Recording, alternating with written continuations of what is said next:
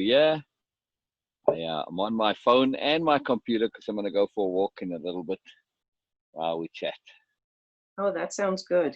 Yeah, it's kind of nice. I just use the phone. This is a Bluetooth headset that works off the phone, so it gives me that option. So yeah, it's very useful. Very useful. So And I sunrise. have my iPad today. I've got my notebooks and I got my other computer up with, because I started doing, I was on with Sue a little bit. I couldn't get the Macs to work. I still have to figure out how to work those, but I was able to make folders in my email the way you had mentioned. Yeah. Oh, the notes on the Mac. Yeah, the email folders work great. Very simple, you know. So I started transcribing there. Excellent. Did anything come up while you were doing the transcribing? Just the fact that I noticed that as I was writing, I was finishing sentences. Fantastic. I was finishing the thoughts as I was writing them down. Fantastic. I was, also telling Sue that, wow, this really is work, and it brings up stuff, and you start. But it's good. It's refreshing. It's nice. There's a joy to it and a power, right? Yes, because I noticed that, just at work yesterday, I'm finding more. I said in just a couple of days that I've been doing this, I am finding my voice more. I am speaking my truth more. Wow. I'm not, if I hear something, I'm listening to how my body feels and not reacting. So it's really nice. Good morning, fantastic. Hello, Sue. Hello, Sue. Good morning, Sil. How are you? I'm very good. Very, very good. How about you, Sue? What are you having for breakfast this morning, Sil? Rusks. What is it? Rusks. Oh, rusks. Oh, yeah. I have them. Rusks. Yeah. You got some too, yeah. They are good. Yeah. Dunking them in my coffee. You turned me on to some South African food. There's a place in I think it's the Carolinas, where you can order it from. So I ordered it. It's good. It's good. Yeah. Some fun stuff. So how'd you do with putting your notes together, Robin? I started. Yes, I definitely started. I'm looking forward to doing more today. And I most likely will just start typing them out instead of doing the writing in my book and transcribing. But I'll see what works for me, because again, for now it might be better for me to write it and then re-type it just for memory.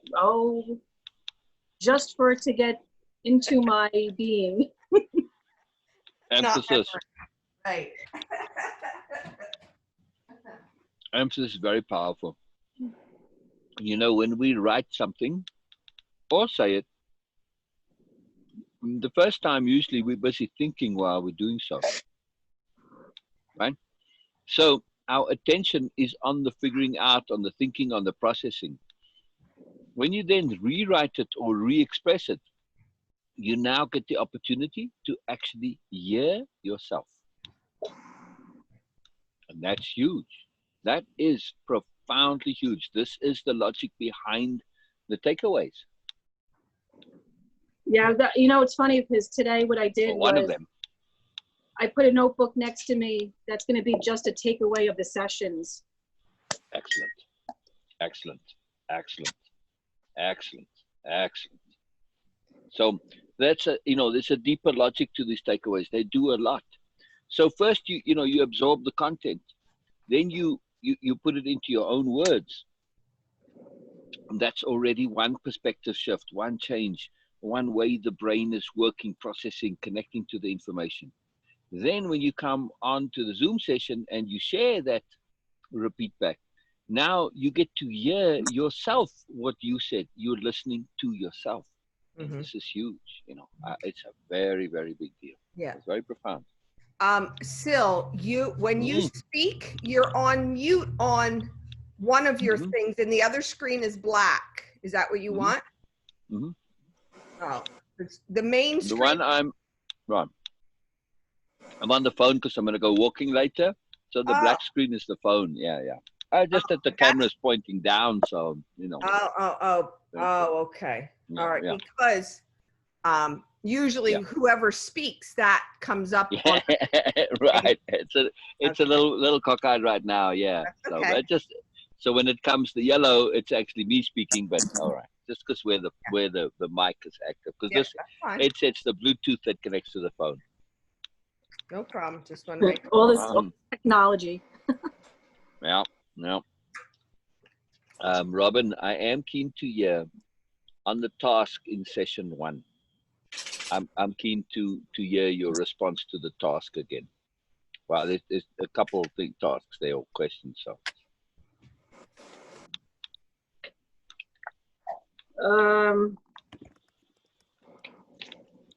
I will be honest that I concentrated on session 2 yesterday.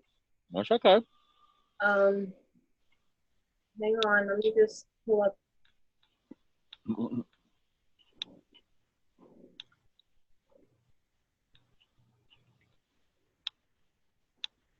So where I had gotten with, let me just see what I have in my takeaway. I did set some of these up.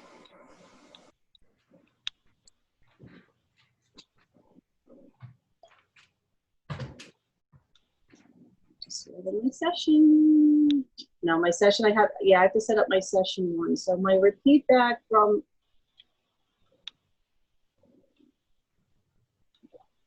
I just copied out of my notebook. I'll be honest with you on that one. No problem. No problem. So I'm just keen to hear from the session 1 task.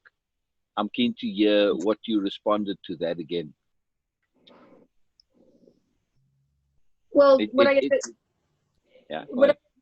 had written was that, you know, the beginning, knowing that even though I am a good person, habits can get in the way of me feeling a certain way. For me, knowing that even when I may make a mistake, it is, and I don't mean your repeat back on session 1. I mean the actual task at the end. The very last slide is a task to it. Tasks and exercises, right? There's an actual specific task there or exercise. Then I must have. Oh no, I know what you're talking about. My personal intents. Yeah, the 2 of them. There's the intent for doing the program and your life intent. Yes, this is exactly what I wish to hear. Okay. Yes. Very important. This hugely critical. Everything going forward is connected to this. So if you want to, you know, expand and elaborate, no worries. Go ahead. Okay, so what I had written down was to just be me, not needing the words all the time, become more organized, more deliberate with my everyday life, simple tasks, slowing down, finishing what I had started, and practice accountability.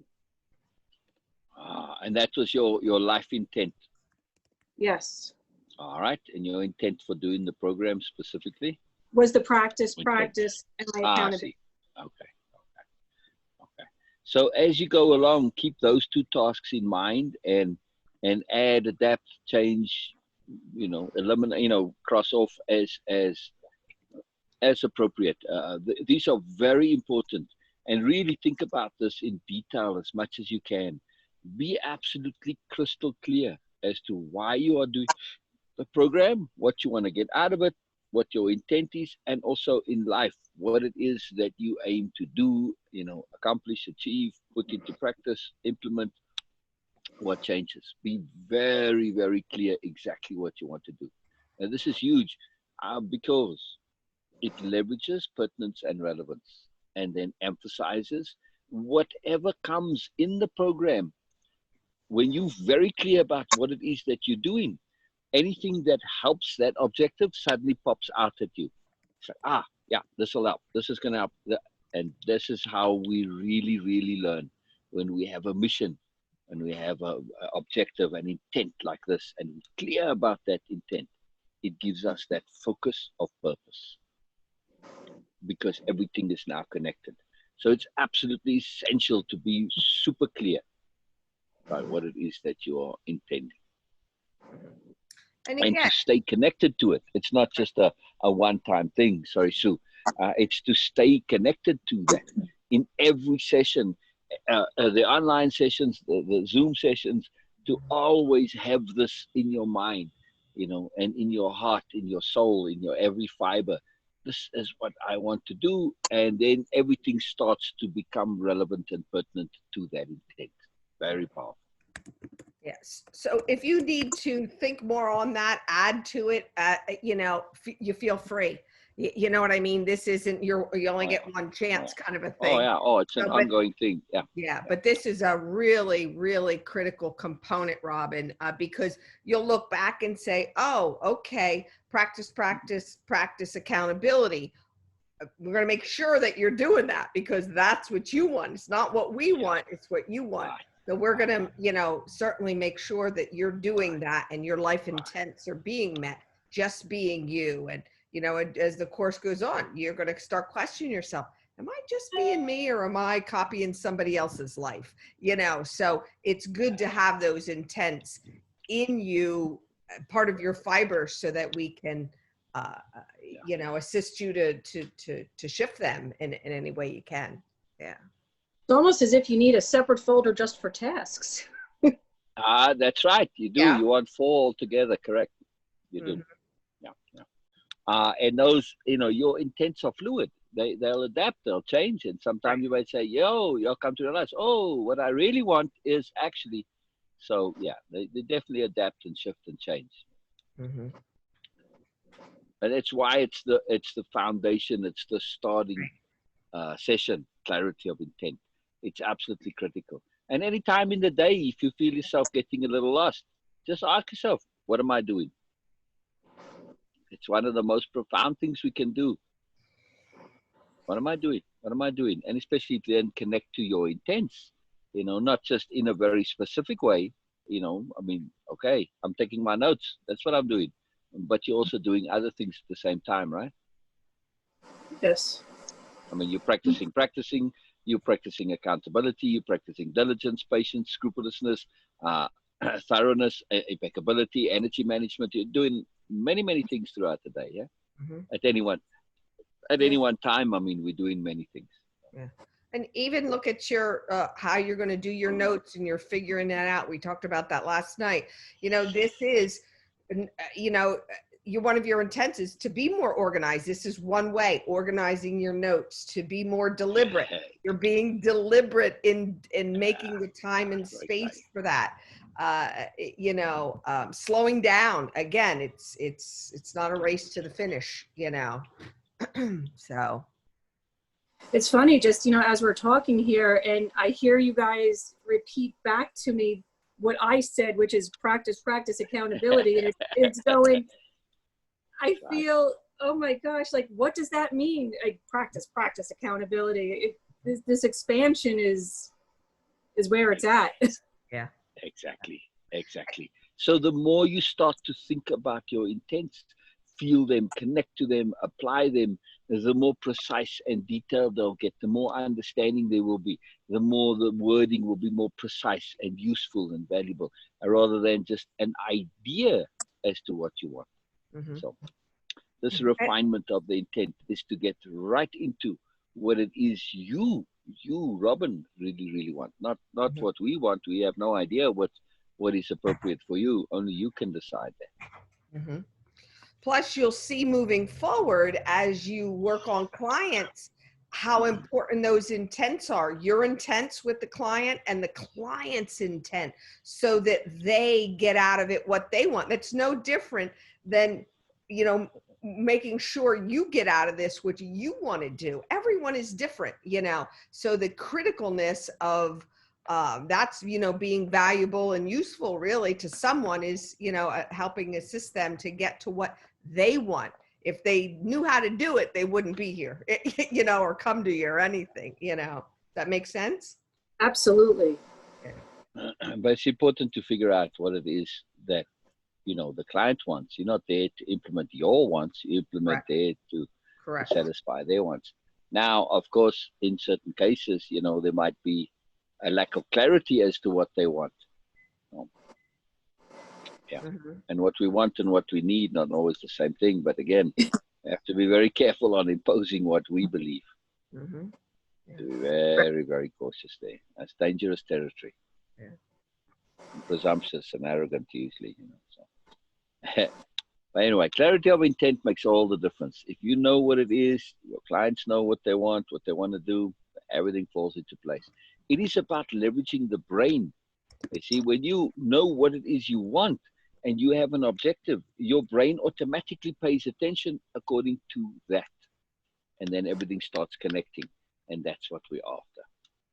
That's why it's important. Very exciting. All right. When you're ready, anytime, you just share your repeat backs. Let's start with your repeat backs on session 2. This time, I was telling Sue the way I had done them is I went slide by slide. Excellent, excellent, excellent. Let me emphasize something that I did mention, but I didn't particularly emphasize it as well. As you're doing your repeat backs, pay attention to the intent behind the slide or the session and share that as well. At least your perceived intent of what the slide is, the intent in the slide or the intent in the session. It's very useful and it's a good habit, good practice to start paying attention to intent. Just writing that down. Yeah. Okay. You know, what's said is sometimes not, you know, the intent is more sometimes than what's said, right? Yes. So the first slide was, these slides are about doing, not just the reading or listening.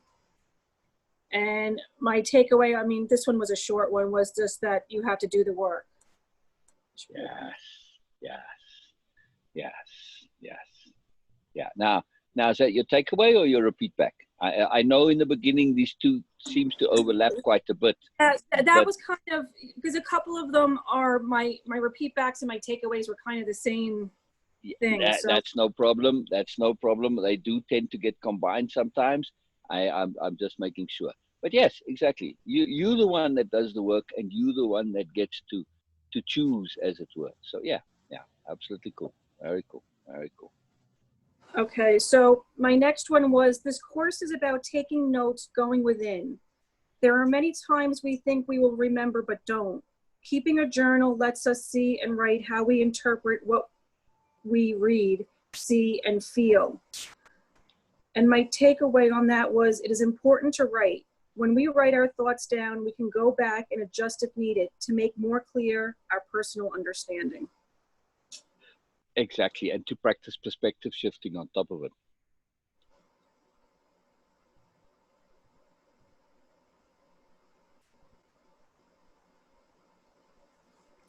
Some of them are short, some of them got a little long. Oh, good. Long is good. We don't mind. It's always as appropriate. There's no more or less or good or bad. There's no length requirements. Just always as appropriate. No worries. All right. So with this next one, it got, I think I was starting to confuse the repeat back and the takeaway. So it's all right. No worries. It happens. So with the repeat back with the habits, I have, this one was the repeat back and the takeaway were the same, which is, in order to tackle a habit, one must write and internalize to find where that habit stems. Sometimes it is through the writing that we can find the origin and then begin to change. Wow, very cool. Very cool. Yes, yes. And it's not always the origin we want, but also we want to look at the replacement. You know, origin, I'm assuming you mean here in terms of origin as in the root of where things stem from.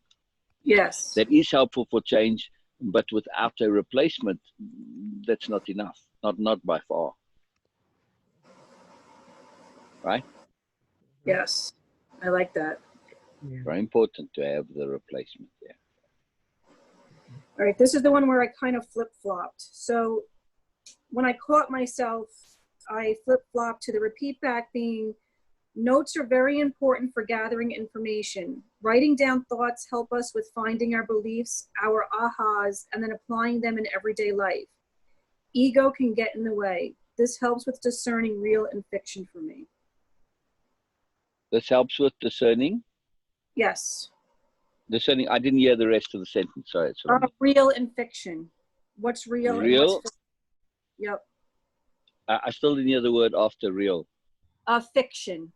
Oh, affection. Fiction. Okay. No, Fiction. fiction. Yeah. Fiction. Oh, real or fiction? Wow, it really didn't come through clearly for me. So I thought I'm not getting it right. So I was like, affection. I'm thinking, okay, real or fiction? Yeah. That makes more sense. Yeah.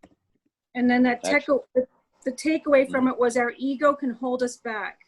If we don't go back and write down our information from live sessions and apply them, then we may be stuck with old beliefs. Doing transcends another enemy, belief. Believing is what makes sense to me. Yes. And this key is a belief is not a fact, right?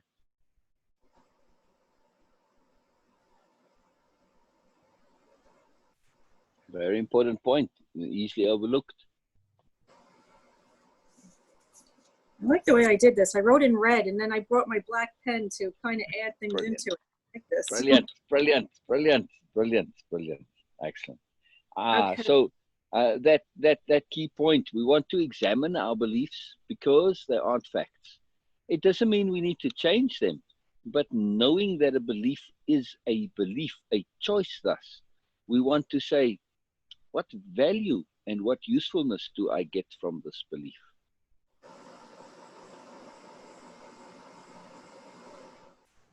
Does it serve me?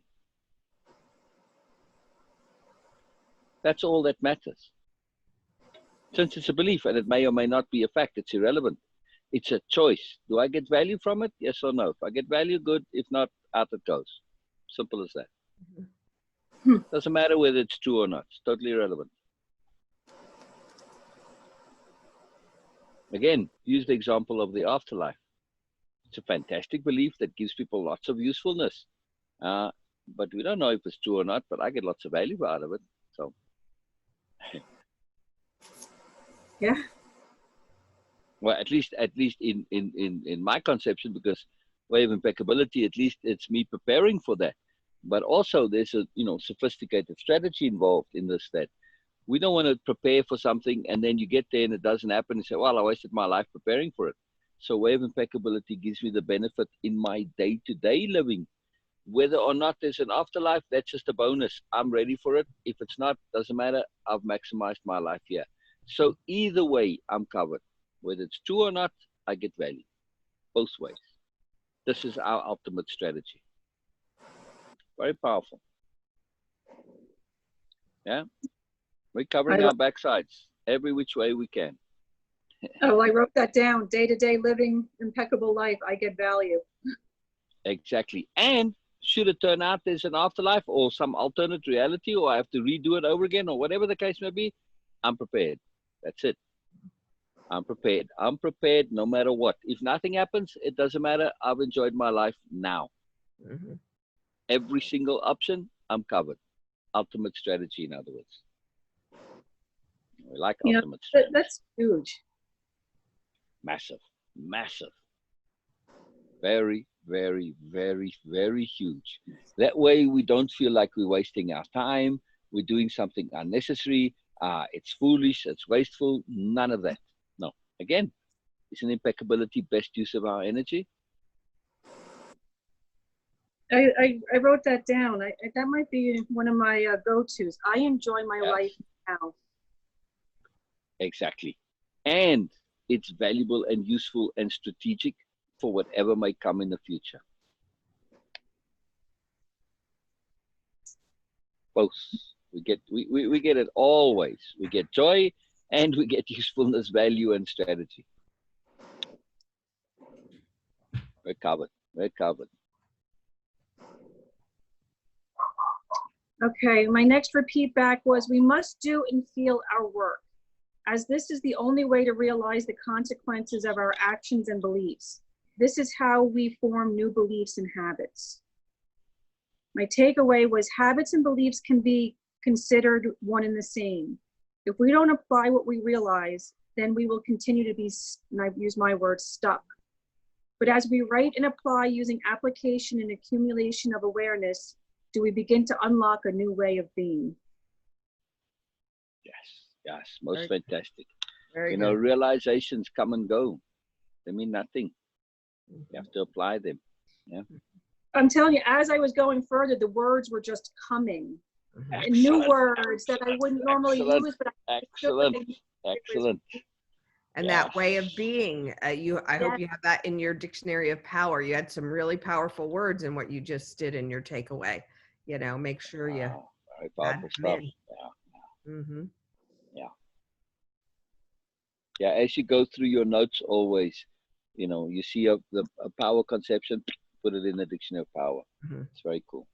And Well if you're writing right now, I remember for me in the beginning, like I'm like, oh my God, I don't think that word is in there, you know, or you say it, you didn't have it before. I put like a little asterisk or I quick circle it so I could go back quickly and find it and throw it in my dictionary of power. Yeah. That's why I was saying with this black pen and the red, I'm gonna have to keep doing this because I just underlined it with Nice. dictionary of power. Good. nice, There you go. nice. Very, Your brain's already organizing. See? yes. All right.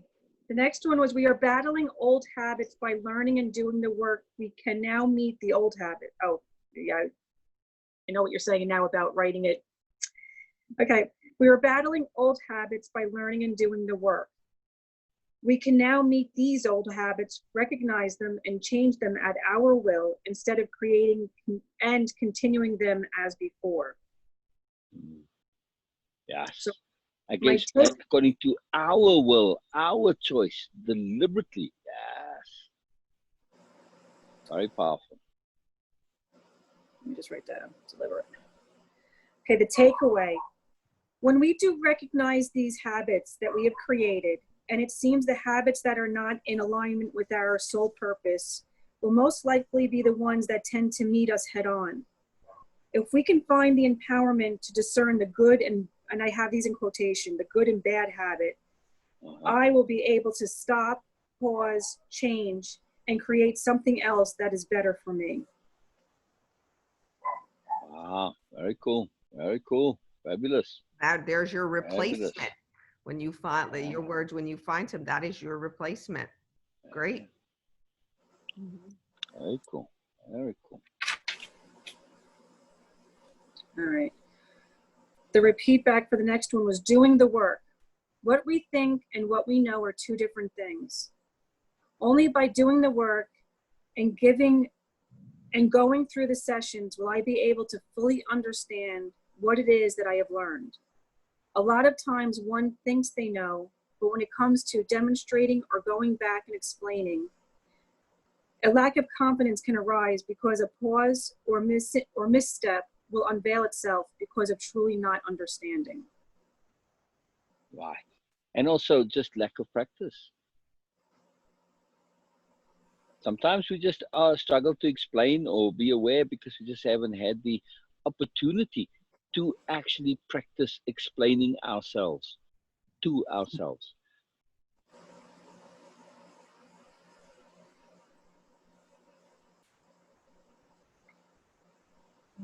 This one was a learning. Yeah. So go ahead. Sorry, is it on the same point? Oh, before you go to the next one, I wanted to add something. Sure. And I wasn't sure if what you were going to say was on the old point or. I was going to do the takeaway from that. Oh, go ahead. I have to be willing to do the work, journal, join live sessions. To know something well is for it to be innate, and it just comes. To say I understand and then be asked and to repeat and not have the ability or the means that I truly, oh, wait a minute, let me collect my thoughts. Now I see how important it is to write this out in. But you see, that was a learning thing, right? Yeah, That's exactly why we do this. And it is okay. It is okay. That's why Sue's enjoying it, because it's experience there, see? Yeah. Beautiful. Oh, very cool. Love it. Love it. Okay. I have to be willing to do the work, journal, join live sessions. To know something well is for it to be innate. It just comes.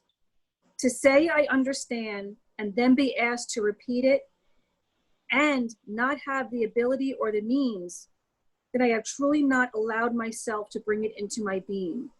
Thus, the capital L in learning. To learn something is to understand and be able to repeat it. It is knowing from within, learned and learning. I am learning to be learned. Yes, yes. And again, it gets back to that magical concept that you added to your dictionary of power, ownership. Mm-hmm. Mm-hmm. When you can demonstrate it, you own it. Mm-hmm. Mm-hmm.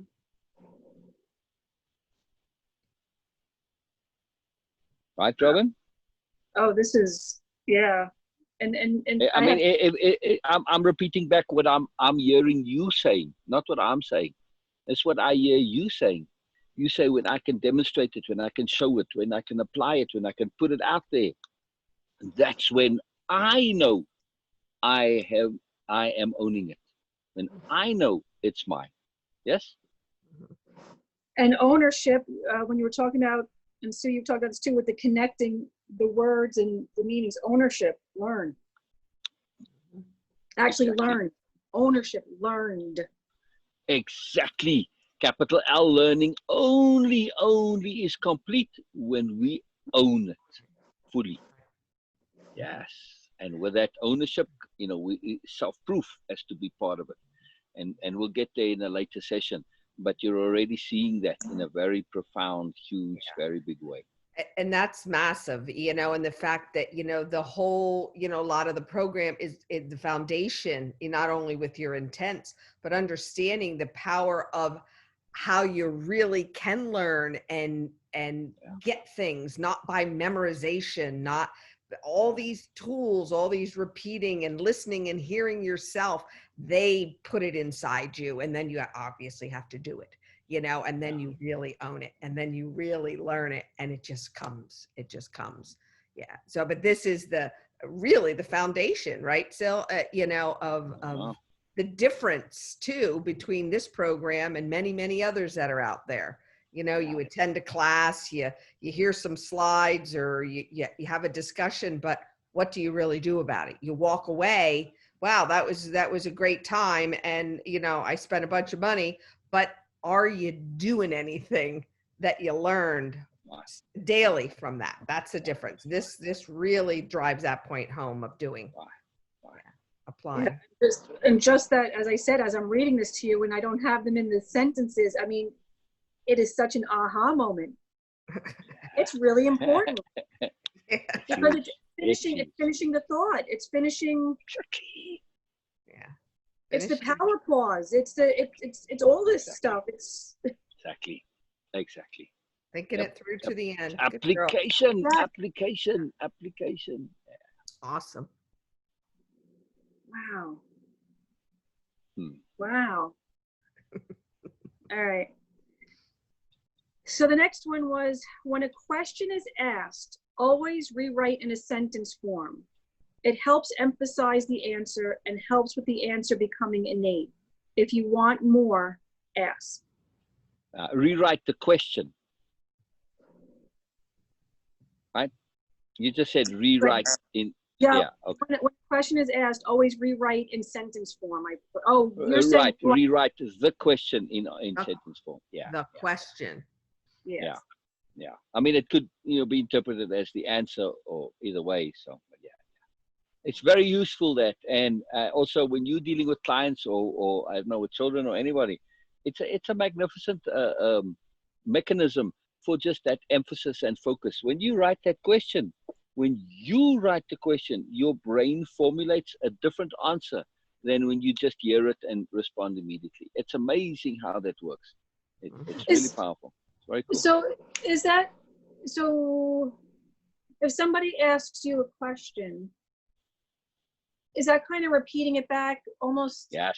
I hear what you're saying. So if I understand what you're saying, you're asking me blah, blah, blah. Exactly. It's very powerful, because that gives you an automatic power pause also. Just the Yeah. time it takes to repeat back their question gives you extra processing time. So never mind anything else, just as a stratagem for getting a little bit of collected thoughts. Because here's the thing, right? And it's unfortunately a conditioned response we get from school. Teacher asks a question, boom, everybody's hand goes up. And the one whose hands up first, yes, why reward the first answer? The first thing that pops up is very seldom the best answer. To me, if I'm the question, I'd say, is that the best answer or just the first one that came up? Think through all your answers and choose which one is appropriate, or share all of them which are appropriate. I want to know the whole range. There's very seldom an answer to anything. Usually there are multiple answers. So this habit of the first and quickest response, very dreadful conditioning that we've undergone. Terrible conditioning. So when you repeat back the question, it gives you a little bit of time for more to bubble up from you. And you say, okay, that might be the first one, but is it the one that I wish to share? Is it appropriate? Are there more than one that's appropriate? When we start answering in multiple answers, now we're getting somewhere. Now we're getting somewhere. And can you see the benefit too, Robin, from when you repeat that question back to them? It's validating that you heard them correctly. Exactly. Exactly. Is this what I'm understanding here? So you're getting clarity, okay? And then the other person is also actually helping them get clarity on what they're saying. And then the goal is that everybody understands, where everybody's at, bottom line. And it's, so as both of you are speaking about this, and I was able to pull that out of my hat, what also came up was, I guess this is a habit that I'm going to have to work on, and I'm going to write it down because I may not remember this when we get to that, is I get nervous. So here I was able to pull it out, and it's not innate yet.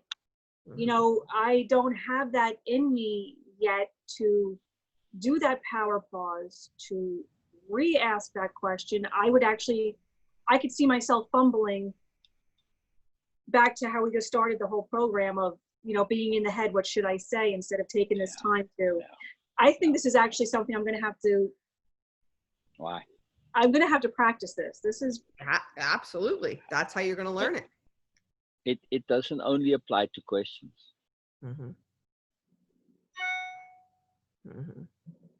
So it would just be conversations in general?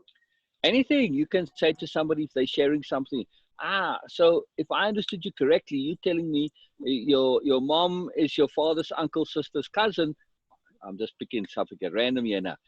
I can repeat back what they've said to me, or if I'm hearing you correctly, you're telling me you don't actually love your boyfriend, but you want to stay in a relationship with him.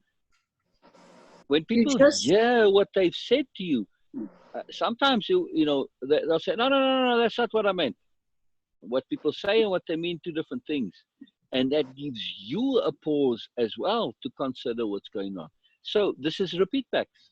They are extremely powerful. They give us time to perspective shift and time to look at multiple options. We don't want to be just looking for one thing. One answer is a dreadful business. No good at all. Waste of time. That was really powerful. I finally, the dots connected once again with repeat backs. It takes a while. I don't know why. I think it's everybody's conditioning, Sil. We're just you're afraid. People are afraid to question somebody. Like you don't want to sound stupid or whatever. You didn't get it. But understanding is the key on both sides of it. And lots of times and it's just that, sorry. No, and lots of times people don't even hear what they're saying, and that's a bigger component than what you think. Exactly, and it's just this conditioned response to respond quickly. That's it. Dreadful conditioning. Really pointless conditioning. Yeah. It's amazing. It's amazing. And actually, it's the reverse. When we do a repeat back for someone like that, boy, people really love it. Say, man, you really, really are listening to me. You are really paying attention to what I'm saying. It's a big deal. It's a big deal. If you watch conversations, what is going on in most people's head? They're not listening to what you're saying. They're listening to what they are going to say in response. That's what's going on inside there. That's what they're listening to. They're listening to themselves, not to you. Think So about that. if you watch conversations, there's that disconnect sometimes. One person says something and the other says something, and it's not really connected. Just seems to be more or less so. They each just basically doing a monologue interspersed by the other one. Yeah. Based on what Sil just said, what goes on in your head? Like, think about when you're with a client and they're telling you a story. What goes on in your head? Be honest. Yeah. Yeah, I'm thinking about the next thing to say. And what's really cool about this, when you're saying the repeat back, we're both thinking about the next thing we want to say. But when you do this repeat back, you're not only pausing yourself, you're helping that client pause as well. Exactly. And you shifting it to what is going on in them, not in you.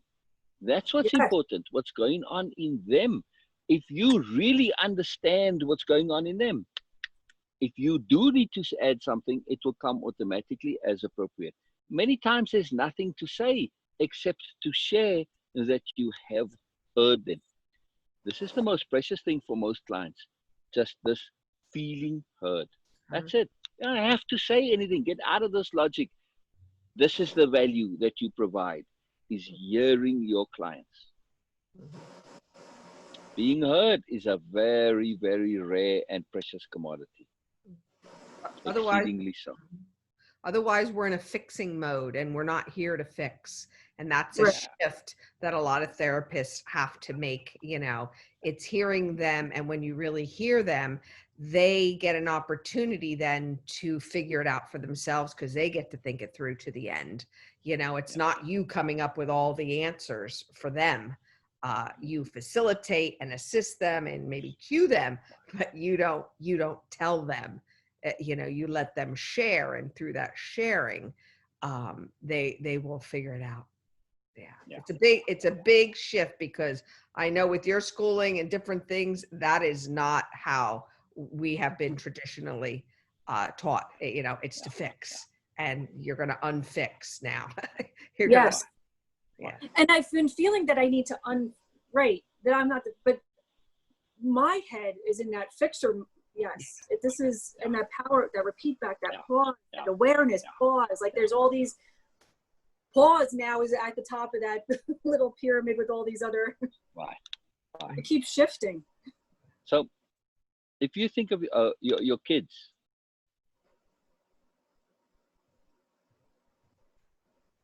Robin.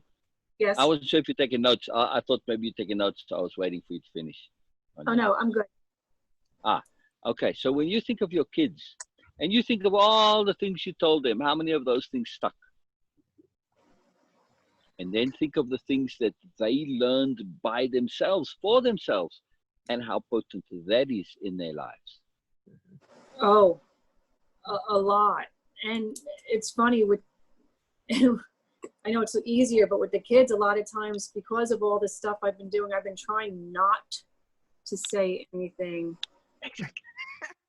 And letting them do. And then, on the inside, I'm going, but it's a hard. Oh yes. Oh yes. Oh yes. Oh yes. Pat yourself on the back. Look what you did with Patrick. When he was stuck in, was it Denver or something, on his way back? Normally you would say, sit tight. I'll get you a flight. I'll change this. And you said, well, figure it out. That was probably the best thing you could have done for Patrick. Fantastic. Yeah, so and hard for me as well. Say again? Well, then that was hard for me as well, too. Yeah. It's very difficult. It's very difficult. Yeah. But here's the trick, though. Think of it this way. If you tell them, is it theirs or yours? Mm-hmm. Right. How do they come to be real people? They're going to be mini Robins. I'm really asking, Robin, how do they get to be a real person? They have to own their own stuff. Exactly. You have to do it. Exactly. Exactly. Yeah. We can share something and say, hey, for me, or, you know, in my experience, or I've noticed this, but make it as a general point. This seems to be useful. Okay. They can think about it, take it in. If they adopt it, make it their own, good. If not, it's okay. You know, they have to choose it for it to be real. As soon as you tell it, you're just programming and you're making them into a robot. If you're successful, that is. I mean, luckily, we are all obstinate and stubborn when it comes to being told stuff.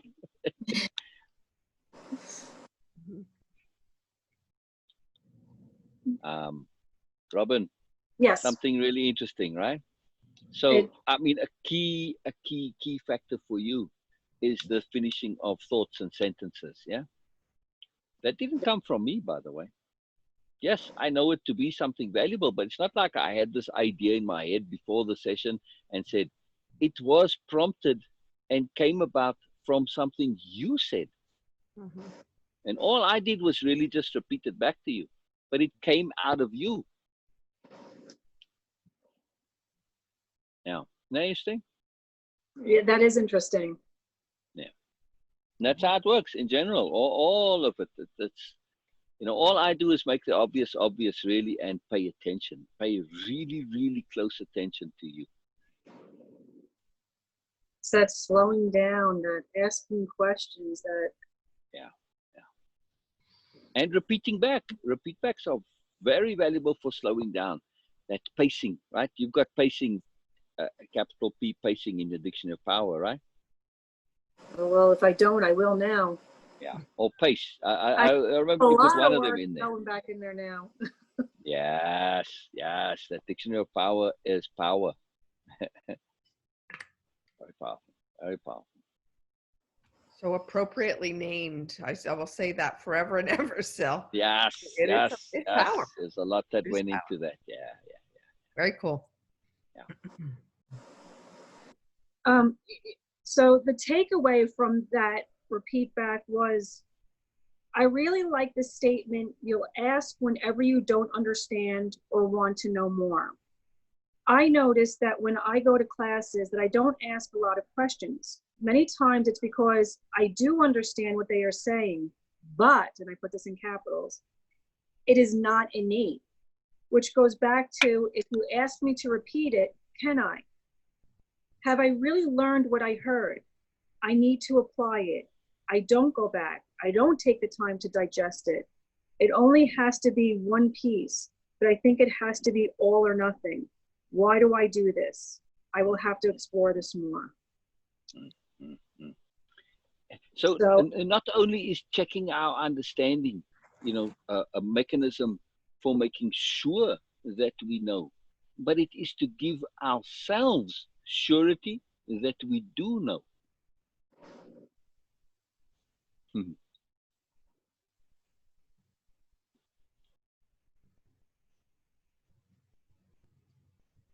Yeah, that one really did, I'll be honest with you, that one really did strike a chord with me, because as I say, even in these sessions, you know, I'll be sitting there and, oh my gosh, in my core, I could feel that I know this already, but to apply it on a regular basis is a whole other thing. Yeah.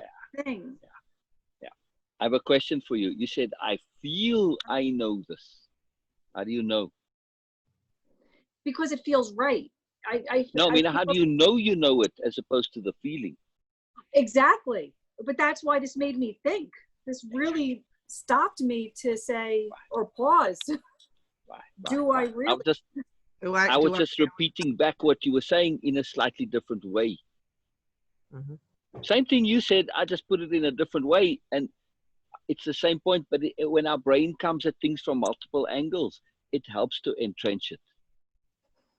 So I'm just utilizing a little bit of psychology there.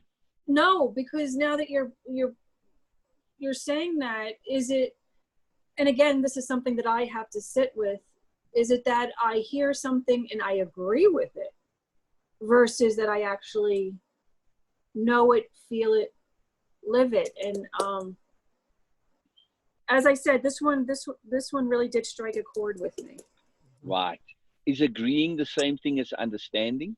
Exactly. And to me, no, because now when you're talking about when we're going through these repeat backs and these pauses, and it's different. Exactly. And I was sort of making in a roundabout way, trying to make the point that just because we feel we know it doesn't necessarily mean we do know it. We need proof.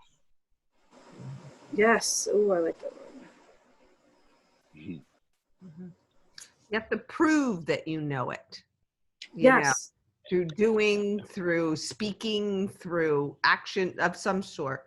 It's a self-proof that you do know it. You know, it's like the great, you know, quotes and memes and stuff that, wow, they feel like, wow, that really applies to me, or that's a great thing. But it goes in one ear and out the other if we do nothing about it. Absolutely nothing about it, you know. Yeah. Right, because again, that's that taking that pause. Well, why does that mean resonate? Right. Exactly. And how do I use this? Yeah. How do I use this? My favorite example, poor guys, well, typically they're guys, or maybe not anymore, poor professors. I use the psychology professors as a good example of this. Because they're a bit of a cliche. It might not be true anymore, but it used to be. You go to psychology class and they know all about psychology and they really understand it. But their personal lives, a complete mess. Or mess. It's like, what's going on here? You really do know this stuff, but yet your personal life is in a mess. Why? It was such a famous cliche that, you know, I don't know if they still do it, but in the profession, psychologists were required, used to be, to have their own psychologist. How does that make any sense, you know? It was part of the profession that the psychologist had to go to another psychologist. Again, because they believe they know it. They feel they know it. They've never proven to themselves that they do know it. No application, in other words. Another interesting connection there. Like if you went to a nutritionist and you sat there and she is brilliant and knows all this stuff and she's 450 pounds. You know what I mean? Like, okay, you are just as smart as a whip and you know everything about what's in this food, that food. She's not practicing what she preaches. You know, it's huge. That's huge. But I like that psychologist one. Their lives are usually an absolute freaking disaster. It's astonishing. It's astonishing how it is. Yeah. That nutritionist, is it you that actually knows a nutritionist like that? Yes. Somebody does. Oh, you do. Okay. Yeah. Okay. Yeah. I like to be a contrarian sometimes, and I also think that, okay, this is maybe somebody who's really like tried and tested everything and really knows the subject. So I can still get value. You know, it's not necessarily a disqualification. Yeah. I didn't go to her. You know, I heard, you know, that she was extremely good. It was in a practice that I was in, you know, maybe 15, 16 years ago. And I'm like, how is this even possible? You know, but that's the thing though. Just because the psychologist professor has got his own life in a mess, you know, I don't want to replicate that, but it doesn't mean I can't learn from them. Correct. Yeah, we just, when it comes to application, this is where we don't want to duplicate. Exactly. That's what we don't want to repeat, just knowing everything and not doing nothing about it, you know. Exactly. Correct. Exactly. So they can have value, you know, because they're very specialized in the knowing. But too, when there is actual application, usually the communication of the knowing changes somewhat. Little different.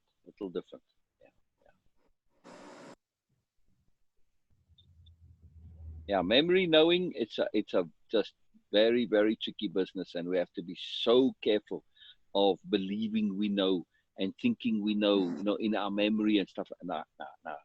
We need to prove to ourselves we know. That was my very first dictionary of power, was the memory is grossly unreliable. That was my very first. Yeah. Now, if you want to condense it to a term, you know, to put it as, you know, more, because it's useful to have it as terms, just condense that sentence into memory knowing, because you'll know what memory knowing means. You see, and then put that sentence as the description for the term memory knowing. It's just a way to make your dictionary a bit more condensed, because then you can use that term in your vocabulary, whereas using the sentence, it's a little bit more clumsy, right? The sentence is the explanation of the term. Oh, I see how this could be so useful now. Exactly. It is power. It is power. It is big, big power. Personal power. Very huge. Oh my gosh. Oh my gosh. Love it. Just love it. Just love it. Love it. Love it. All right. It's Do you want me to go exciting. to- It's exciting. Oh, yes. We love this. Let's keep going. You know, that's the thing for us too. And you'll see too, when we start to shift into this modality, you never get enough of this stuff. It's always new. It's always valuable because it's an extra perspective always. Well, what's neat about that is when you said memory knowing. So let's just say I'm speaking to a client, and I say memory knowing, and they ask me, well, what do you mean by that? I can say, for me, memory is grossly unreliable. Exactly. In the context of application, not necessarily in the context of remembering. But even there, not all that good.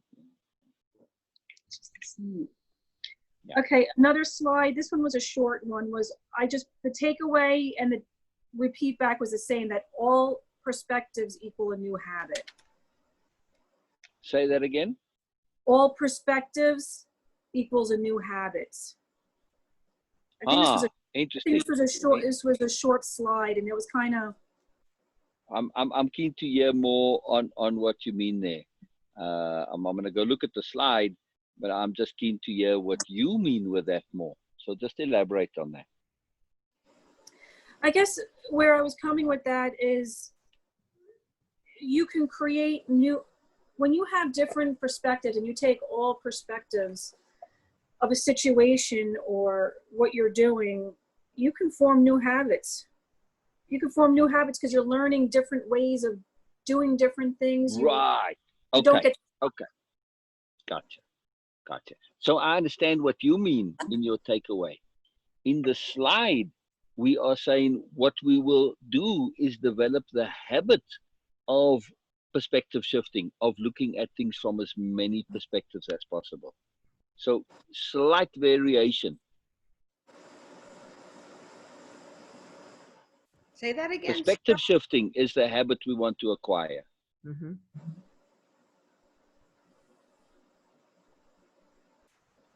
Right. But what you said is also valid. So repeat your statement again, please. What I was saying was that when we are creating these new habits, if you take into all the perspectives of the habit, you can create something new because you're becoming more aware.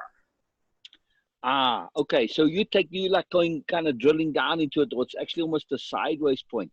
You are saying if you apply perspective shifting to habits themselves, it leads to transforming the habit. Yes. It's a whole different point to what the slide says. Okay. Yeah, completely different point to what the slide says. The slide is just saying you'll constantly look at matters from as many perspectives as possible. This is the new habit, and this has to become a new habit. Just a habit of continually perspective shifting. What you are saying is, take that further and apply this habit of looking at things from multiple perspectives to habits themselves. And this will help you to change your habits, which is very true what you said. You've just gone further, but it's not, it's an extension of the point. It's an application of it, which is fantastic, but it's not the same point, which is very exciting. Very cool. Very, very cool. You see the difference, right? I do. Okay. It's funny. I just made a notation here because that came off the cuff that when I get the session from you, I want to go back and watch this and. Okay, good. So perspective shifting, put that as a term for your dictionary, in your dictionary of power. It's not there already. And this is the other thing why, it's nice to have it electronically, because you can just sort things every now and then and eliminate the duplicates. Right. The next one was the repeat back. So by doing the work, It can create a necessary obsession of continually becoming aware and being able to watch new habits form. It is a commitment and all about me. Yes. I mean, that certainly is true. And that you said is your takeaway. So yeah. I mean, that's for you. Yeah. Well, my takeaway was I must do the work. I must put my attention on this new way of being in order to fully implement what I am learning and create a new way of being. Oh, and I put in parentheses, living. All right. So the point was, though, in the slide again, it's making this point about being a little bit obsessed by new habits because it's an overbending. If we don't have that bit of obsession when we are looking to implement some new habit, it tends to just last a little while and you just fall back into your own habit. So you have to keep going until it's a new habit. And this does require a little bit of obsession because that obsession is the emphasis that's needed to retrain the brain.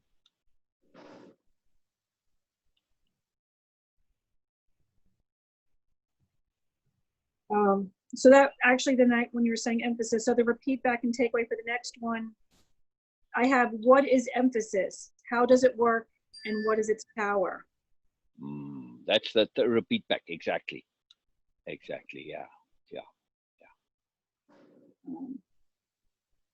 And then the other one was join groups that are offered. They will help emphasize what is being introduced as a new way of living and possibly give new insight to old and new habits.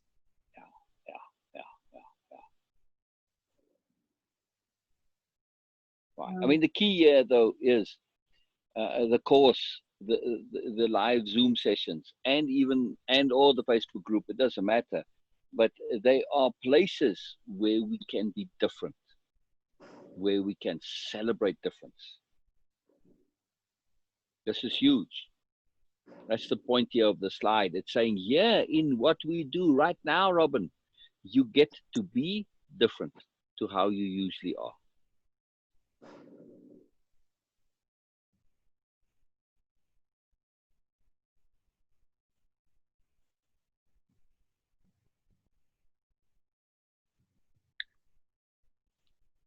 Okay, the next one was always. I had a bit more I wanted to add on that last one.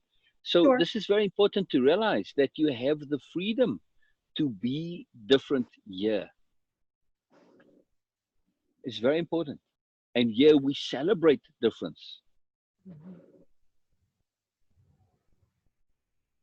And in our interaction with each other, we leverage each other because of the celebration of difference. We leverage each other to be able to transcend our usual ways of being.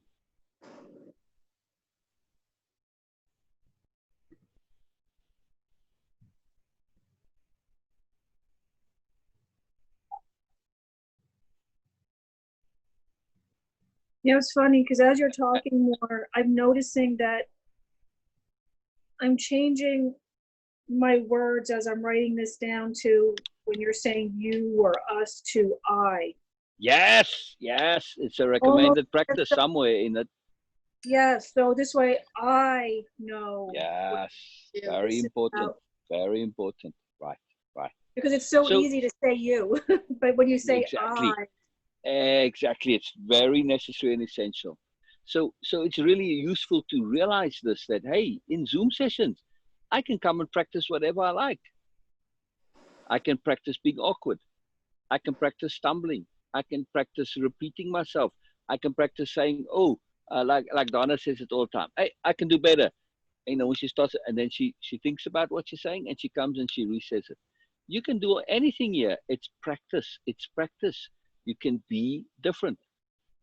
It's important to practice being different until you figure out what you want. And it doesn't mean that you want to necessarily be the same.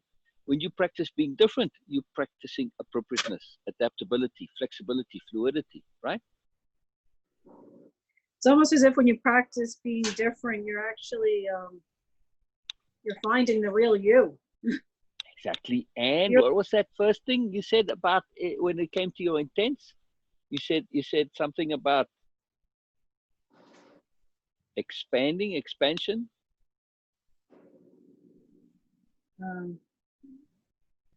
I don't remember. I'm sorry. Ah, you said what it's about. It's about expansion. Yeah, expansion of self. Exactly.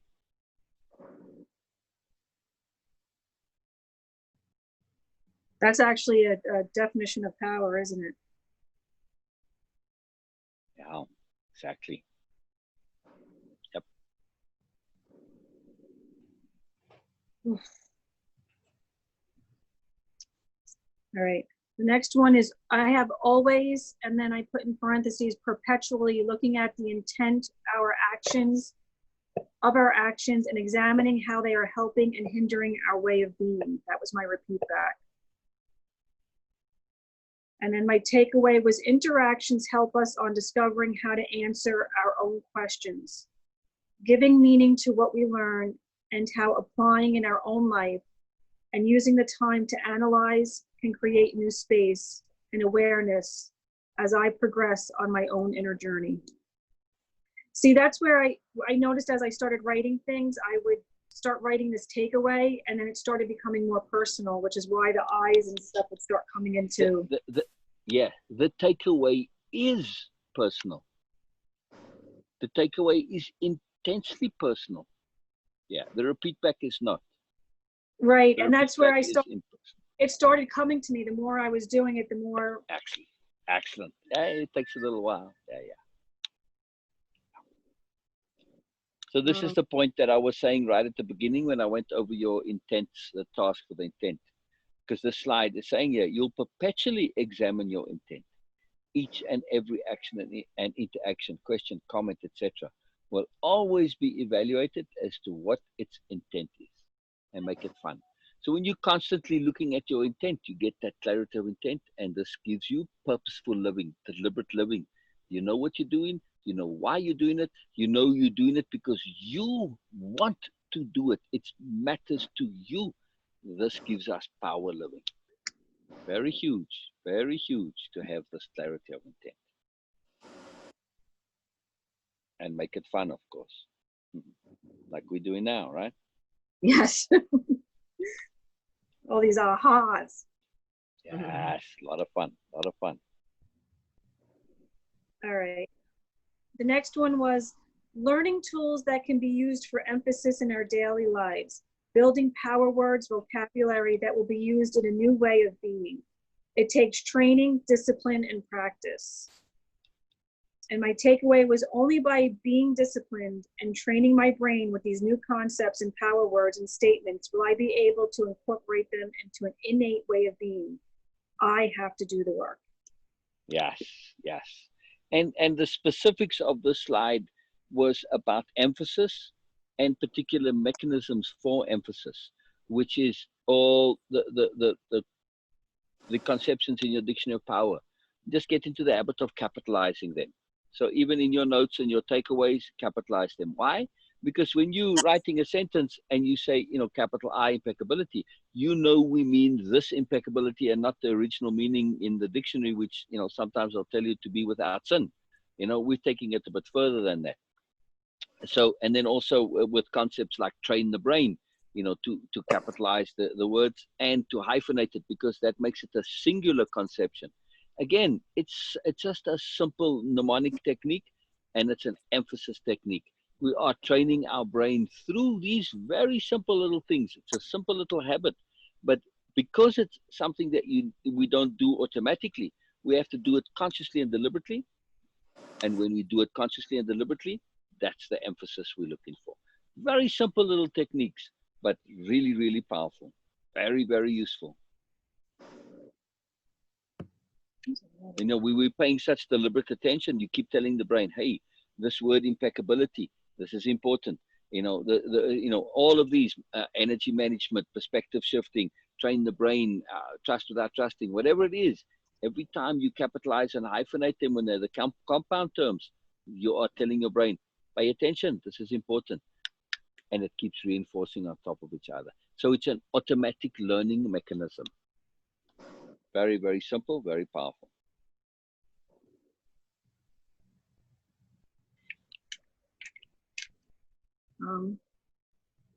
This one was, this next slide was the same, one and the same. When you find your power terms, they must be used on a daily basis. You must become them.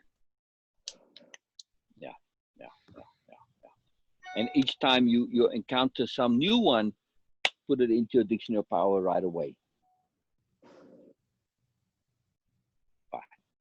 And that's the other reason we do capitalize them and hyphenate them, to indicate to us that they mean more than just the usual meaning.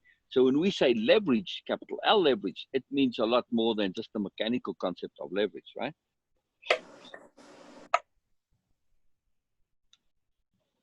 But yes, using these terms, absolutely critical. Yeah, I tell you, the words. Oh my gosh. It's how it becomes innate, Robin. Yeah, I know. Part of your intent to make it innate. When you use these words and you know what they mean, because when you use it and somebody says to you what, and the first couple of times you explain it's not so fluid, you go back to your dictionary, you come back to Zoom, say, you know, I had trouble explaining this. And then we go through it. And the more you understand it, the more innate it becomes. It's very powerful. And don't be stressed if you, or bothered or whatever, if you can't explain it fully. You just ask in general conversation, when somebody uses a concept rather than a word, something that has a little bit more meaning to them. Oh, what do you mean? What do you mean by when you say that? Very seldom can people explain it. Very seldom. But again, that's not asking the question. If I don't, you know, that goes back to if you repeat the question, and then what do you mean by that? Again, that's powerful. Right. It's powerful because you're repeating back to make sure that I'm understanding what you're saying with something. Exactly. Which makes you pause to make sure that when you're speaking what you're saying, that they understand what you're saying. Huge, huge, huge, huge, huge. Yes, exactly. We seldom encounter real and true communication. It's astonishing. Communication. We have lots of talking back and forth, but true communication, seldom. Mm-hmm.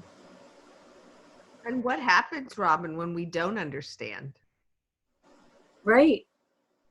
That's when missteps happen and assumptions.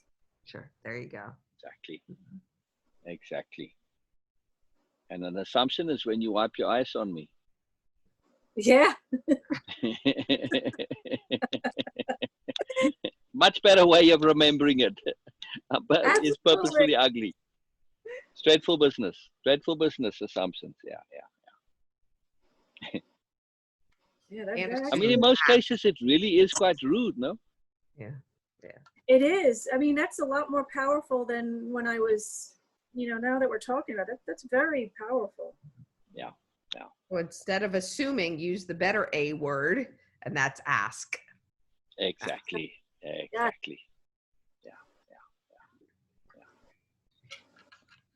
Oh, I like that. Thank you. Yeah. All right. The next one I have my repeat back takeaway again. This is for you, and I put in parentheses me. I must trust the process. If it does not feel right, stop moving on with this program. But also know sometimes one must trust without knowing. And I wrote faith in capital letters. Yes. And trust without trusting. That's a huge power conception, and we'll get into it by and by in many different ways. It's massive. There's a lot going on with trust without trusting. Yeah. And trust without knowing, like what she said, you know, trust without knowing. Exactly. Same. Exactly. Yeah, exactly. There's that little leap of faith that comes into play, and you'll understand further on in the program how valuable that tool is, and that it is good, because then that lets you go to that next level. Otherwise, you're stymied. You get stuck. There has to be a bit of it. Mm-hmm. Would you say trust without knowing is just another synonym for self-trust? Kind of the same thing, you know? Yeah. I have to trust myself that I am going to know, and I have to go into this. I don't know, but I'm going to trust that I will know and I will be able to learn. That self-trust. I can learn. Why can I learn? Why will I learn? Because I know I have learned in the past. Self-trust. It's amazing how many people don't have self-trust, despite the fact that obviously they've learned. If you're speaking, even basic rudimentary speaking, you've learned plenty. That's really neat, because the way I'm looking at this is, you know, self-trust, trust without knowing, leap of faith. There's a trust without trust. Like it, again, there's that word and then everything underneath it. Exactly. The capstone of the pyramid. Yep. Yep. Yep. Yep. All right, my next one. This is what makes the Dictionary of Power so valuable, is that we are leveraging knowledge. I can't remember all of the stuff in the base of the pyramid. It's too much. But if I can condense it, conceptualize it into this one conception, abstract all of that and put it into one thing, I can remember it. Easy peasy. You know what I like? I like that you keep repeating a lot of these things, because once again, it's going back to that, okay, I'm hearing you, but is it innate? And you realize that, wow, when you hear it, sometimes it's almost as if it's brand new. Exactly. Exactly. This is why for us doing the program never gets old. Never. Because every time it's always new. Yes, absolutely. It's always new. Exactly.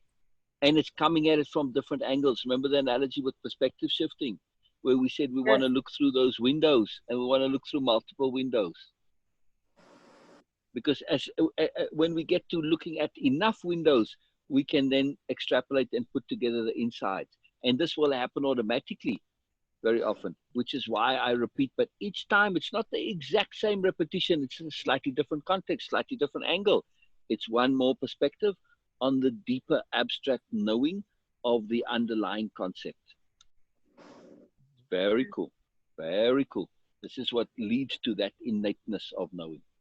Yeah, that's a very cool concept. That it's in the psychology, the paradigm of the superiority paradigm.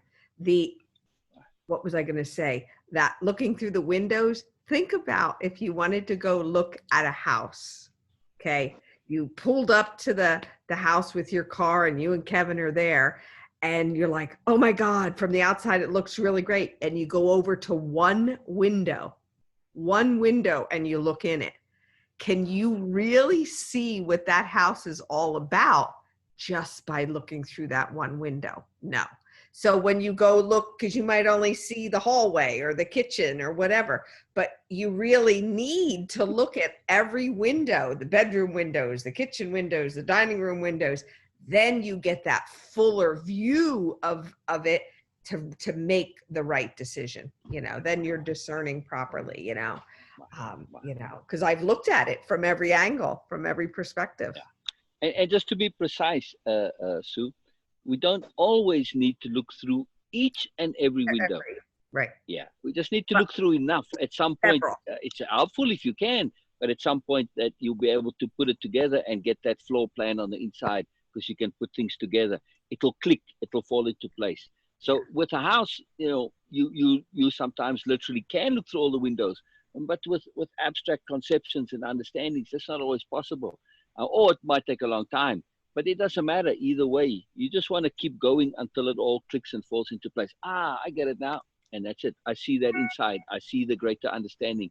I see the bigger concept. Yeah. Very powerful.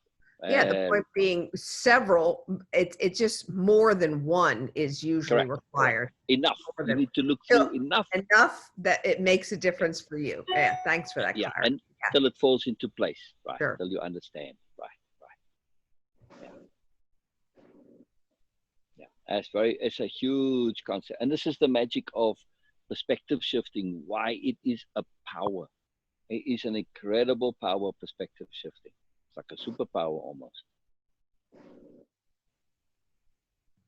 Okay, the next one again was the repeat Sorry, before back. you go on, I wanted to say, you know, when we were kids, we all wanted a magic wand when we were kids, right? Well, perspective shifting is that magic wand.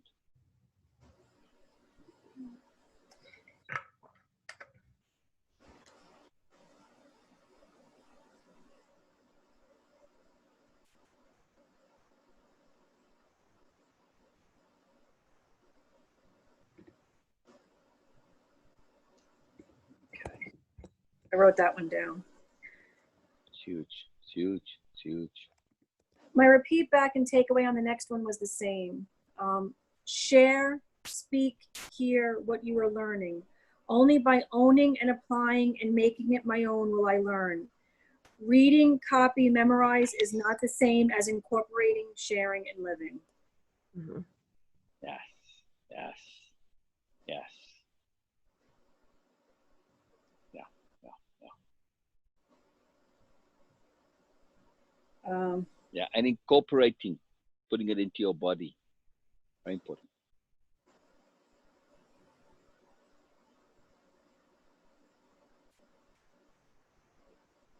The next one, the repeat back was, I kind of turned this into my own, but I chose to write down what stands out for me at this time. My new focus will be on changing my habits or feelings.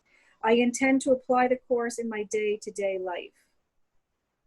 My takeaway with that was, if I don't change my habits and feelings, which I could potentially be misconstruing as feelings, then unless I apply what I am learning, my habits will continue. So basically what I was saying was that if I really don't do the work, if I really don't feel right and do it, I will continue with the same habits as I always have. Exactly. Exactly. Exactly. Exactly. If we don't shift the habits, then we don't get anywhere. No matter how much we think we know, we understand, have these realizations, all this profound understanding. If we don't change the habit, it means nothing. Yeah. Yeah. Yeah. Yeah. I mean, application is important, but it has to extend to changing the habits. You can apply it for a day or two. If it's not a new habit, though, it'll be gone. So,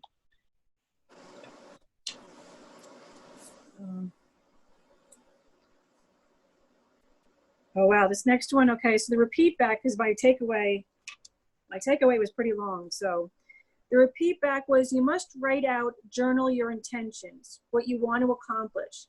How do you want to be the change? How do you see yourself living as yourself, your individual self? That was my repeat back. excellent. Yeah, exactly. That's exactly what it says.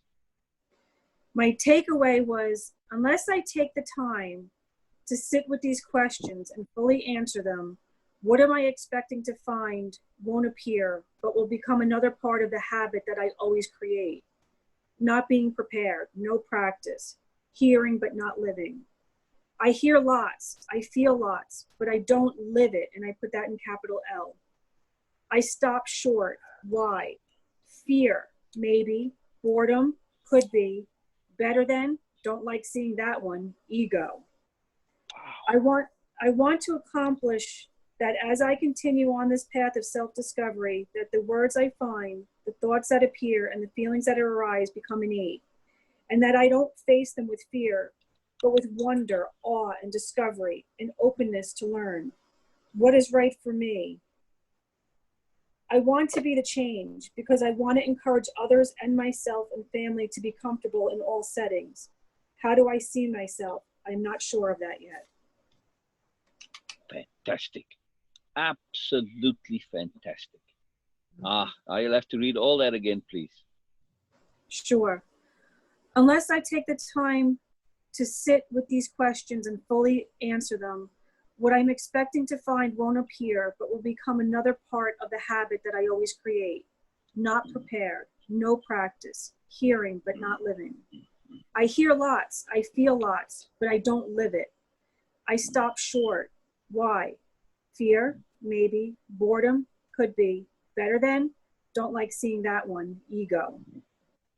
I want to accomplish that as I continue on this path of self-discovery, that the words I find, the thoughts that appear, and the feelings that arise become innate, and that I don't face them with fear, but with wonder, awe, and discovery, and openness to learn what is right from me. I took that from session 1. I realized I did a whack there because it's what's right for me. I wanted the takeaway from session 1. Yeah. Yep. Sorry. I want to be the change because I want to encourage others and myself and family to be comfortable in all settings. How do I see myself? I am not sure of that yet. That's the beauty. I love that last part. That's the beauty, because we are going to do, coming up soon, a session specifically on self-conception. And it's very key and critical. So that's to keep it open. Perfect. And wasn't your last word yet? Yes, it was exactly. Yeah. And that's so you leave it open. You leave it open to learn. You know, it's not saying I don't know it. You know, no, you don't know it yet. That allows that opening to more knowledge, to more learning, to more application. Yeah, more fun and excitement. Yeah, because the more I get to it, I mean, to meet myself in some of those things, especially that fear, maybe okay, I'm used to that. Boredom could be, but that better than, like, that really. Yes. And I wrote it, even though I didn't want to write it, I wrote it. Good. Yes. Fantastic. Self-honesty. Fantastic. Yes. Oh, that reminds me, by the way, I heard you say a couple of times, to be really honest. Yeah. It implies maybe that if we really hear you, does that mean you aren't always really honest? I don't think so. So my recommendation is just to drop that. It's a lot of people say it, and usually it's honest people that say that, and it's redundant. We know you're honest. You don't have to tell us. And by implication, if you say that, it implies you aren't always honest. Yeah. Very interesting. Yeah. Now, when you listen to BMNs, bullshit manipulator narcissists, when they say that, it's a whole different vibe and tone. And it's like they are telling you directly that they are not always honest. It's very fascinating. So, yeah. When we really pay attention, we hear more than what people say.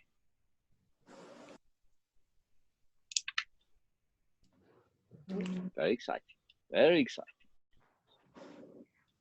So this last thing, this is kind of long too. Repeat back takeaway. Power terms and power conceptions.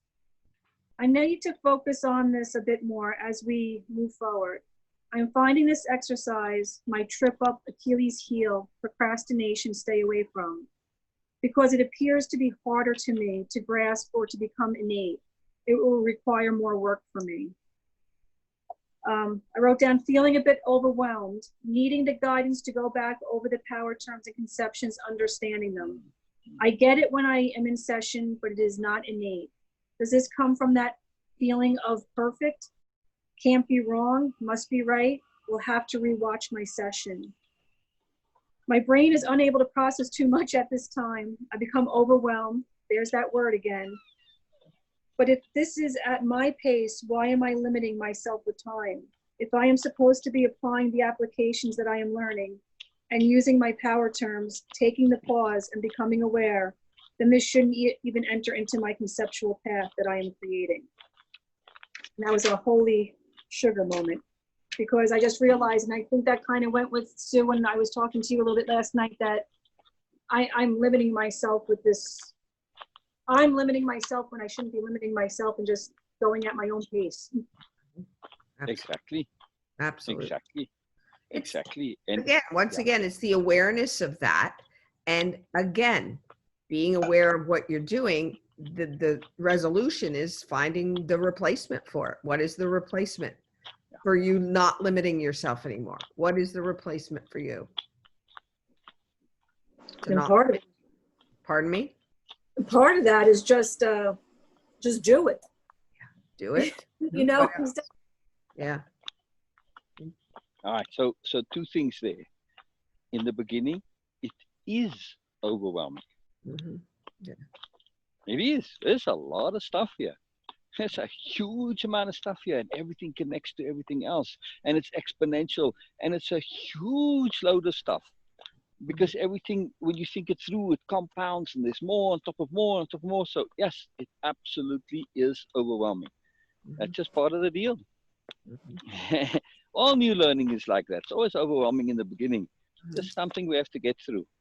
And secondly, pacing. I'm pretty sure you put either pace or pacing into your dictionary of power. I'm curious to know if there was any extended explanation or definition attached to it. I'm keen to hear what you said, because this is very important to do things at your pace. Very, very important. Well, I mean, if I look at pacing, to me, that's meeting myself where I'm at. Oh, wow.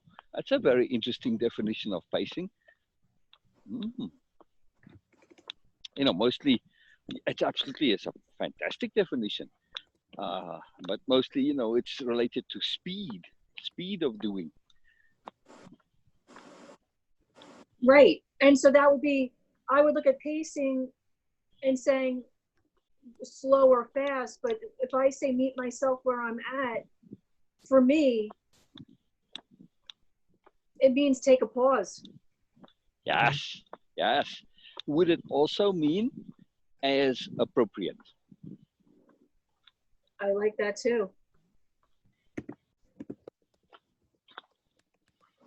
It's actually a nicer way of saying meet myself where I'm at. As appropriate.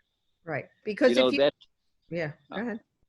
I was going to say that as appropriate, we can pretty much add it onto absolutely everything. Each dictionary of power term, you can put behind it as appropriate. Your takeaways, everything, every slide, you can add at the end of it as appropriate. Incredibly powerful. This not only takes care of pacing, but of everything else that's a variable also. Yeah, think about, you know, pacing as appropriate. If you selected a pace, you know, there's times where that pace isn't appropriate. It doesn't work for you. So you shift as appropriate. No different than being deliberate. Your deliberation needs to be appropriate. Your self-discovery needs to be appropriate. You know, what are some of your organization needs to be appropriate as it fits for you, you know, and all the other things that you want as an intent. Look at that sky. Oh, we get to go on a walk with Sil while he's listening. Oh my God. There's Sedona, honey. We got to go out and visit him, Robin. Oh, Next year we'll go. I'm up for that. So, I've always wanted to go. and there in the skyline where you see the sunrise now starting to come, beautiful. those are mountains which are not mountains. Yeah, I love that. They're mountains which are not mountains. You're just because on top. this whole, yeah, they look like mountains, but they're actually the rim of a crater. This whole Sedona area is one big huge crater, so that's why they're so flat on top. You see, because that's the escarpment on top. So they look like mountains, but they're not mountains. Wow. So I love like that. 5:30 in the morning there. Yeah. How beautiful. Yeah. Actually, later, usually this would have been a month ago, it would have been an hour earlier. Yeah. This amount of light. So very cool. Yeah, it's just kind of fun. The camera doesn't stay on for very long. So back in my pocket you go. Sorry. Thought I'd show that. But what you said there is a huge deal. So yes, please take your time. Do it in your own time. Pacing is very, very critical and important. Your pacing. Robin pacing. Very, very, very important. Yeah, there's a lot here. It's very cool because I'm allowing myself to write things, you know, kind of. I'm allowing myself to go places that I normally wouldn't. Yes. Good. Yes. And this is where we want to go, because isn't change by definition going where you haven't been before? Right. Yeah. How cool is that? How And, cool is and that? even for me, Robin, in the beginning, I've been doing this work for, 20 years, over 20 years. And I can say honestly that I was overwhelmed, Yeah. whoa, because it was such a different way to look at things. So you have to relearn, um, you know, things that I normally did before. And again, there were habits that I needed to break and still need to break. It's a process. It's practice, practice, practice, and apply. If I don't make that application, it's all meaningless. It really is. But know that it doesn't matter where you are. Everybody has some amount of overwhelmedness, as suits them, as appropriate to them. It's okay. Just honor that you're aware of it, and then you can do something about it and find that replacement to make a change. Yep. Look at them sexy legs. Relearn. I see you there, buddy. Oh, sorry. Dang, you need my legs, you need sunglasses. Whitey, I don't know if you can Whitey. see. Yeah, I can see it. Yeah. It was a meaning to show you. Just walking with them. What's that, huh? This is Jerome. See, I'm on the outskirts of Sedona. Yeah. Jerome. There's a couple stuff here, but no well. Beautiful. Every time I put the phone in my pocket, it touches itself, and I don't know, does all sorts of different things. So it's amazing. At least Zoom stays on. As long as there's no hole in your pocket. No. Yes. I like it when today I don't have a shirt with a pocket, and I can put the phone in the pocket. Sometimes the camera sticks at the top. It's pretty cool. Yeah. Cool. But yeah, I was going to say it's not just relearning, but unlearning also. Mm-hmm. Very important. Mm-hmm.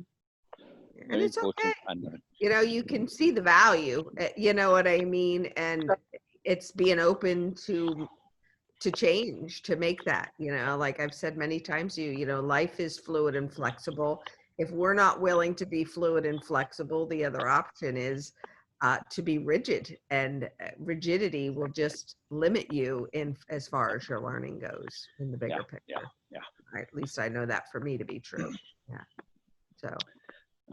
So some practical useful knowledge from when I had the sword and a knife shop. So when it comes to metals, like on a sword, you don't want rigidity, because the rigidity, while it's very hard and might lead to holding a good edge, it also will make your sword or your knife brittle.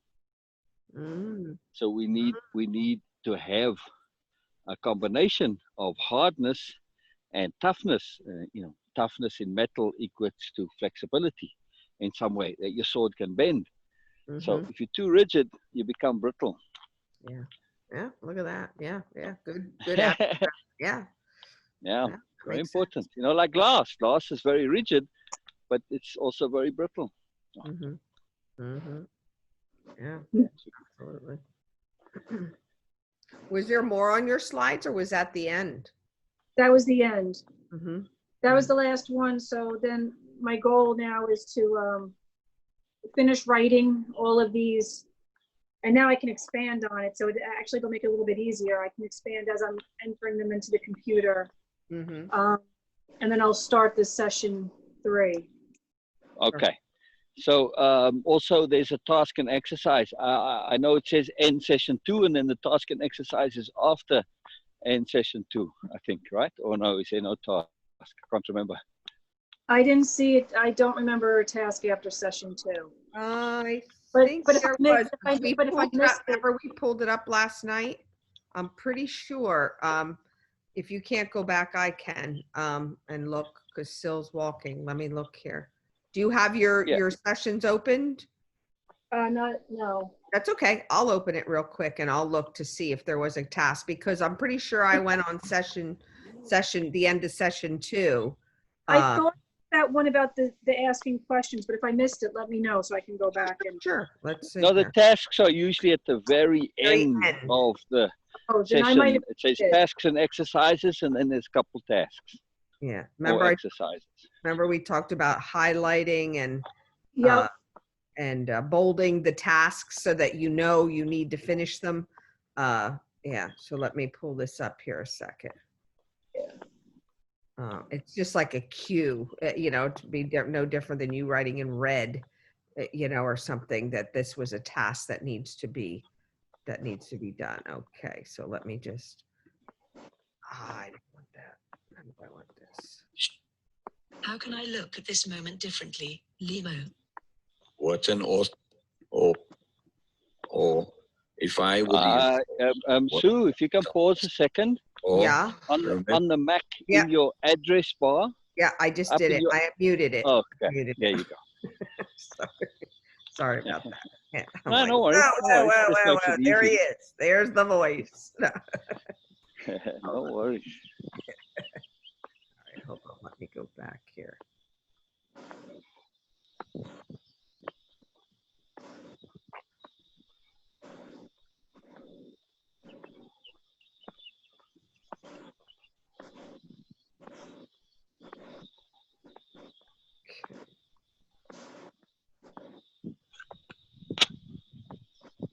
Yes, I'm almost there.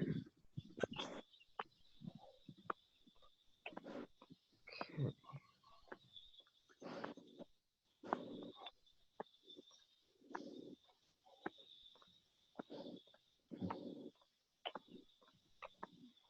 Yeah, this one here is end session 2, breathe in smiles of power.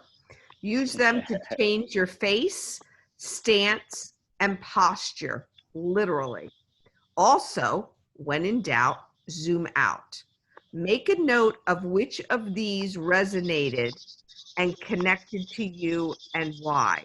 Make your own list of shift options. Wait a minute. Wait a minute. I'm in module 2. Sorry. I'm like, I was what? going I to don't say. I'm like, what is that? Hold on. Yeah, My mistake. My mistake. Yeah, that's all right. Session 1, module 2. Module module 1, session 2. Yeah. Yeah. I went right to modules. Sorry, I'm really screwing up poor Robin there. No, Sorry. no, Ah, it's okay. It was interesting tasks there. but then I missed That's something because something sounds familiar there. Yeah. Yeah, but it comes in later. So Sue just picked the wrong Yeah. session. She's going back and getting the right I'm session going now. to Don't get worry about module 1, session 2. Hold on. Yeah. Ah, Oh, good. that's funny. Specific practices, that's it. Because I'm like, that's not what we saw last night. Those are good tasks. So. Yeah. But we'll get to them later, Robin. We'll get there. Okay. Coming soon. And session 2. Okay. Yeah, here it is. Okay, so the one was there's a couple slides with it.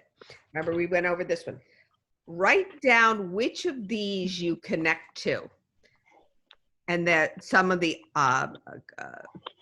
options are: I am clear what this course is about. The course is also about application. I am going to participate in building a dictionary of power. I am going to shift to feeling my understandings. My new focus will be on changing my habits of feeling. Robin did this. Yeah. Sorry, What's that? Robin did this one. Oh, the task and exercises come later. Keep going. Yeah. Okay. Couple more slides. Okay. Your task is to write out in detail what you intend to accomplish, what you want. Okay, you did that one. Be as a person. How do you wish? What are your goals and aims in regards to how you want to be and change? How you wish to live and be as a person, as an individual self. That one was all gone over. Also, it says the next slide is you are to write out your understanding of the course lessons, the underlying intent of the session, or even of the individual slides, your takeaways of it, which you've done.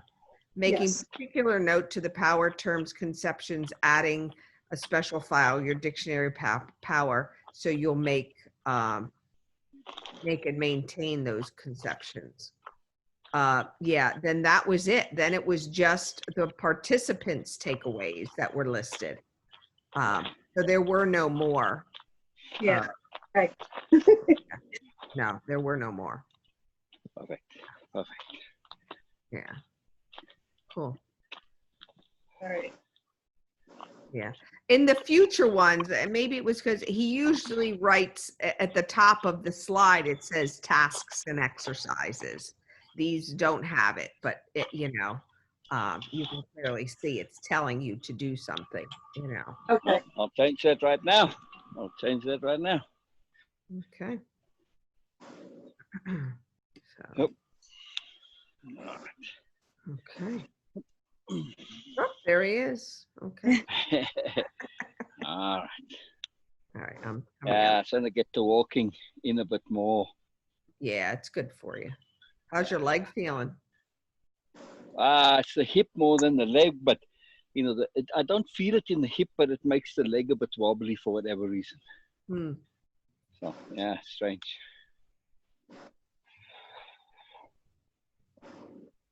Okay. Adding tasks and exercises. Mm-hmm. So is there any other questions and stuff why he's making that change, Robin, that you want to go over? Or No, this is where this is like the other day, this is probably where when I get off, I'm going to have to sit with this, with Good, my poetry until I'm ready to go back into it. But it was cool still how she did each slide, she did her repeat back and she did a takeaway on each slide. Yeah. That was awesome. That was awesome. Yeah. Yeah. That was very useful. That was, I like that. Yeah. I mean, it's integral to the program. It's how it's set up, is to do both the repeat back and the takeaway of all the slides. And as I was saying earlier, when you do the repeat backs, add in there what you think the intent of the slide is, or the session overall, or both. It's very useful to look at what is the intent here, what is the slide itself trying to accomplish. Mm-hmm. Very powerful thing to think about. Mm-hmm. Very cool. Yeah. So yeah, I am good. Good. I am good for today. Brilliant. For today. Brilliant. Brilliant. Excellent. Brilliant. Excellent. So the key question is, are you having fun? I am. That's the important thing. I love this. And Sue knows that about me. I love when these aha moments. Yes, so do we. That's why I keep saying, every time a new participant comes, I tell them, hey, I do this with you. Yeah. Mm-hmm. Yeah, and those ones where I face myself with the things that I don't want to face, I honestly feel it's because of the work that I've already done. Yeah. It helps me be ready to face this work, to really start looking at it. Exactly. Mm-hmm. And you touched upon one of our other great enemies, and beside habit, I guess it is a habit, but that's ego. Yes. Ego is one of the most dreadful habits we can have, and self-importance. Horrifying habits. Mm-hmm. And you'll Big see enemies. There's a lot of modules on that, and a lot of tasks that make you really look at self-importance and ego and beliefs and misbeliefs. So all these little things that we touched on, they're going to be expounded upon as you move forward. Yeah. And on that point of sorry, go ahead. No, I'm good. I was going to say, on that point of honesty and being honest, if you find that, I was teasing you a bit with that, when you say to be really honest, because it implies you aren't always. But let's just say, for argument's sake, you do find that you aren't, then really look closely at those situations and circumstances and ask yourself why. Because you're not an innately dishonest person, obviously. You're an honest, good person. So usually there is some other reason involved, like inappropriate application of goodness in the context of and not wanting to cause awkwardness or to make others uncomfortable and so on and so forth. So it's important to pay attention to those and see, how am I compromising here? What is it that makes me do this? There might be circumstances potentially where it might be strategically useful. They're rare, but it can happen. But in general, we're just looking at how are we compromising ourselves? What's the trade-off here? And that's very useful to look at. If it happens, I don't know. I'm just saying, if, since that was kind of on my mind a little bit. It's just a bit of a moreness there. Useful to look at. Opens up many doors. It does. It does. A handy mechanism. Yeah. That, to be honest, when you're saying, what does that mean? And it's, as I'm sitting here, I'm going, is that I have to be, like, to myself, that I have to be right? So it's not even it's not so much saying it to somebody else. To be honest, it's saying to myself, well, to be honest, well, I have to be right. So, and boy, is that a humble pie. Yeah. And this whole idea of being right, it's such a crock. It is, but I go, oh my gosh, I don't realize how much again, this is that looking in the mirror going, wow, looking at things that I don't want to look at, but. There's a module, there's a session on that too, of being right and wrong and understanding that whole thing. I'm telling you, this is your life that you're going to see unfold itself on a daily basis here to really make you look. And that is the full title of the program. Yeah. The Way of Impeccability Life Change Program. It's its full name. Right. Yeah. And the subtitle is A Toolbox for Deliberate Living. Wow. Yeah. This is the problem with most courses. They treat the symptom, not the underlying cause. The underlying cause is that we don't have our fundamentals of self in place. It doesn't matter that you're going to treat the symptom. If the underlying fundamentals are not in place of yourself, of your overall self, you're always going to end up, doing the same things, generating those same symptoms again. So that's why there's so much. We are looking at life change in the context of a program. This is a big task over the course of 4 months. It's a big deal, but nonetheless, still, it can be done. But yes, there is a huge amount involved, and there's a lot to this. So absolutely, in the beginning, it's definitely overwhelming. And that's that disclaimer I was saying.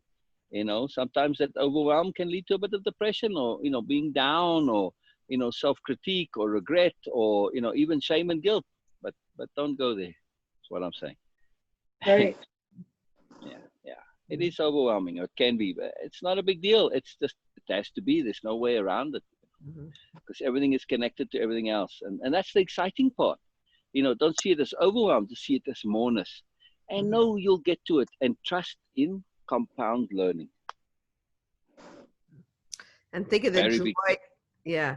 Think of the joy that you're going to have. And it's like Christmas time. You're going to get a big, big gift this Christmas when you're done. Look forward to that. When you get 100 gifts or 1,000 gifts for Christmas, it's going to take some while to unpack them all, right? That's right. You're going to have so much to open up. This is going to be Christmas every day. And then you get to really celebrate it in December. Exactly. Yeah. Exactly. Cool. And be acutely aware that getting it the first time round seldom happens. Yeah. That's why we have so much constant repetition over and over again. And now do you feel more comfortable in how you're doing this, and like you have your own little system here now getting better? Yes, I definitely feel more comfortable seeing what's working, what's not working. Yeah, this is very cool. Make it work for you. Make it work for you. you. And I think also the one thing I've taken away from today too with some of these slides is, as you could tell when I got towards the end, I really started getting into it, where to take that pause, like Sue, like you said, the way he has it set up is there is that pause, and instead of to just write, to really pause before I Yes. Not just pause, but think things through to the end. Some of the participants will stop on a slide, and they might spend a week or two just on one slide, One think it slide. through. Yes.